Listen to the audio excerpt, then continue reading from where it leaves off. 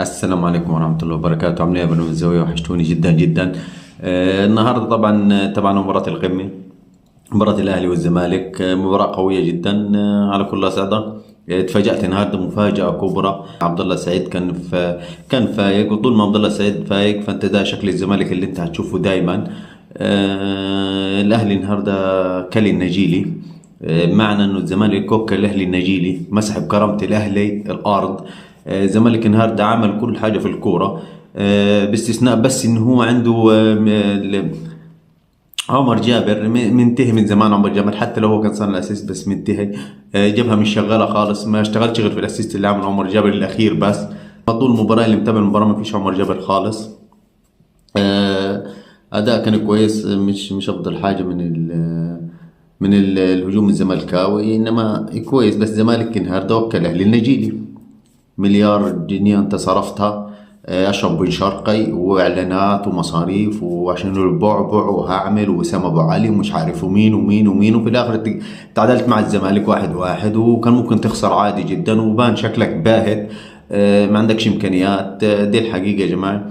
اللي متابعني من الاول اللي انا قلت لكم اشرف بن شرقي فنكوش، قلتها لكم قبل كده، وفي ناس فيكم كانت تقول لي لا ده اشرف بن شرقي ده مرعب. لا مش مرعب، اشرف بن شرقي فنكوش ولسه هيبان انه فنكوش. سيبك من الهدف اللي سجله، بس هو فنكوش.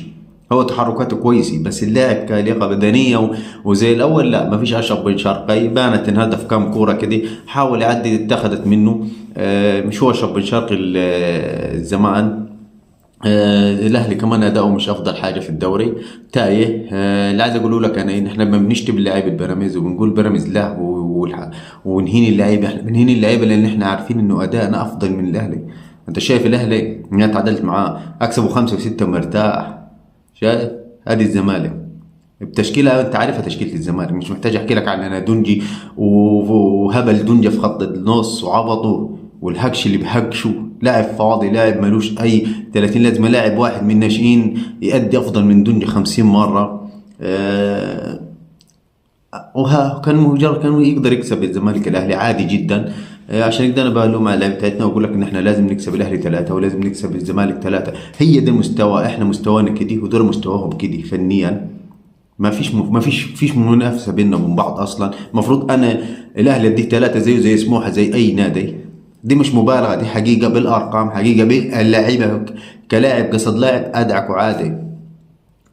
انا بس ما اتفوقش عليه غير امام عاشور بس عند الاهلي، لكن باقي لعيبه الاهلي كله انا متفوق فيه. مقارنات كلها انا متفوق فيه يا راجل. حتى لو جبت محمد الشناوي لاحمد الشناوي انا هكسب احمد الشناوي. عايز حاجه ثانيه؟ صدق ده احمد الشناوي افضل من محمد الشناوي. كوره النهارده محمد الشناوي عدت من تحت يده ما تعديش. لو حارس ناشئ ما تعديش الكوره دي. اسيست عمر جابر مقفوله اصلي والمكان ضيق، عدت ازاي ما اعرفش. فده يبين لك انه محمد الشناوي انتهي. الاداء مش حلو.